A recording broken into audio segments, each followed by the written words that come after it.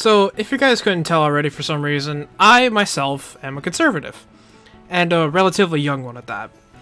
It should come to no surprise that I pay close attention to the current events and the mind-numbingly stupid things some people will say in the government. However, in the spirit of the primary season coming around sooner than we might think, I thought it would be fun to discuss general candidacy from a guy who's just an average American. It will most likely be mainly focused on the Republican primaries, though there is one character I'd like to talk about later in the video. Also, before we begin, I have not done extensive research into each and every candidate's records, history, stuff like that. Most things discussed here will mostly be more surface level, looking in from the outside type view, and maybe in future videos I'll do a deeper dive into individual candidates. I am here. Alright, let's just get the funny orange elephant in the room out of the way. As it stands, at the time of making this episode, Trump is leading the pack anywhere between 30 to 40 points. Now, that's an impressive number. However, there's points that concern me and other people that I think are relatively reasonable concerns. But, for starters, let's start with the pros. I won't beat around the bush with this one, guys. The dude is really funny.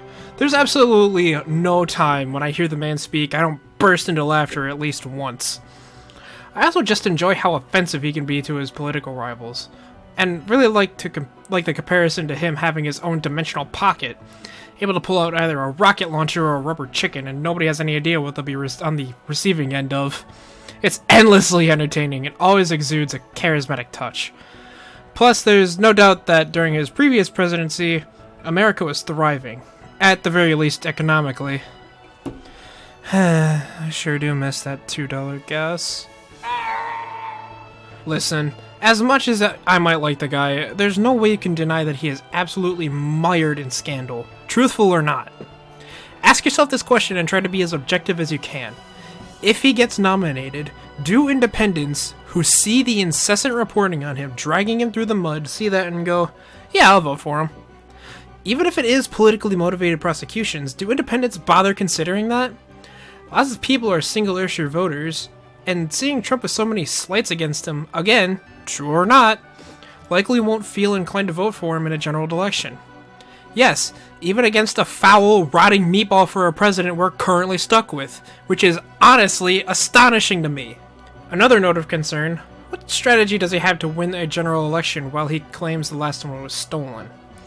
He hasn't proposed any ballot harvesting or mail voting propositions for his campaign, except for one offhanded remark about it. It's not wrong to say that the margins of the 2020 election were pretty close, but what does he plan to do to shut down and surpass the gap from the last election? Don't get me wrong, if he is the nominee, what am I going to do, not vote for him? Hell no! But it doesn't inspire the best odds of ousting the dumbass-in-chief we have now. Don't underestimate Democrat voters and their ability to vote for Emperor Palpatine because he has a D next to his name. Who's to say that Trump will be completely hamstrung by literally everybody around him like he was last time? What does he do about that? Alright, let's move on to the number 2 guy as of now, Florida Governor Ron DeSantis. I'm gonna be honest, I do really like DeSantis, plain and simple. He has a very strong policy record in his state and could translate well into the national levels. His whole campaign pitch is that he is like Trump, but without the huge drama pieces, and whatever the media might come after him for doesn't feel like it sticks quite as well as it does to someone like Trump. As for how well that whole pitch is going, that might be another story. There's absolutely no debate that he has done great work in his state, turning it from a purple to a pretty deep red, and improved many aspects of the state. Take this with a grain of salt, since this isn't a deeply researched episode, but I'm pretty sure he took Florida to one of the top, if not the top state in the country for education, despite the typical Florida man stigma. As much as I like him in terms of his policies, it's undebatable that he has the personality of a plank of wood. Now, to some, that might not be a con. Like, to me, that's not a big deal, and might be popular to people who are looking for someone less inflammatory, but maybe you could put a little more expression in your statements. The time you see him energized is when he's fighting the media, which I also appreciate, but couldn't you put that to, like, most things you're talking about? The other thing that I think of as a con is that, as governor, he's used to working with a mostly Republican Congress and state Senate. Hypothetically, if he became president along with a conservative majority in both houses and Senate, then this isn't much of an argument. But if he can't get his desired policies through those and onto his desk, then he pretty much does nothing. outside of what powers the executive order grants him.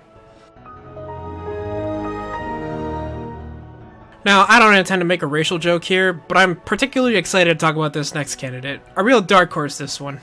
A man by the name of Vivek Ramaswamy. In my time of being politically conscious, which, granted, is not very long, I've never seen anyone so transparent, concise, and generally open about their plans and policies. I appreciate the strategy of just throwing darts at a board and going with whatever the dart lands on, and if it doesn't work, moving on to the next thing. This guy literally posted his picks for members of his cabinet on Twitter. Name one single person with that kind of transparency. You literally can't. He's also gone public with his plans on fighting back against the weaponized bureaucracies, and laid out the legal backing behind his plans is something we don't see anymore. The concision and clarity at which he speaks is something so refreshing you almost wonder if it's too good to be true. He's claimed that he's not using a super PAC donor money or lobby money to fund his campaign, coming all from his own pocket and donations from those who want to support his campaign. While I can't verify the validity, I'm willing to give him the benefit of the doubt. Honestly, there's not a whole lot of cons that I could come up with in terms of personality or policy, more just campaigning in general. This guy doesn't have much of any name recognition, but that mostly comes with not being a career politician. He's the former CEO of a biotech company, wrote a few books, you know, that kind of stuff. So it's no surprise many people haven't heard of him. Yet he's beating out the rest of the candidates, which, as a reminder, is not a short list. The only thing that might be a bit of an off-play in his campaign is his oddly friendly demeanor towards Trump in particular. Some may see this and believe he's not really running for president and is instead running for a VP or other cabinet position, but I don't personally agree. We'll just have to wait and see what happens. Maybe things will change if he overtakes DeSantis in the polls. Okay, with the big ones out of the way, I'll just give a brief statement on the remaining candidates. Not the worst option, I don't think, but just doesn't have enough of that punchback energy I'm looking for. Plus that ad where he doesn't know how to pump his own gas is just generally really funny and kind of off-putting. Again, I kind of like Tim Scott, but I don't think he's quite there yet for president, and again, doesn't have the punch factor. It's gonna take more than her roasting UN members to convince me she's not a neocon. I'm sorry. You're free to disagree, but that's just the feeling I get. Though she does at least punch a bit more than the previous candidates. No. How about this? Get that away from me! You know I'm allergic to... Chris Christie. Who? Okay, that's enough snark. Let's talk about a real interesting character in this election cycle. Robert F. Kennedy. There's something about this guy that just kind of resonates with the average American. It's difficult to pin down, but if I had to point out one thing that feels better, it's the sense of moderation he delivers. Now, would I vote for him? No, absolutely not. There's still plenty I disagree with him on, but it feels better that the disagreement is where it can end instead of having my ears assaulted by incoherent screaming of how I'm a terrorist for having remotely conservative values. It's refreshing. The only downside that I personally have is his voice. It might just be superficial nonsense, but I can barely perceive what he's saying half the time through his chronic smoker trying to breathe voice.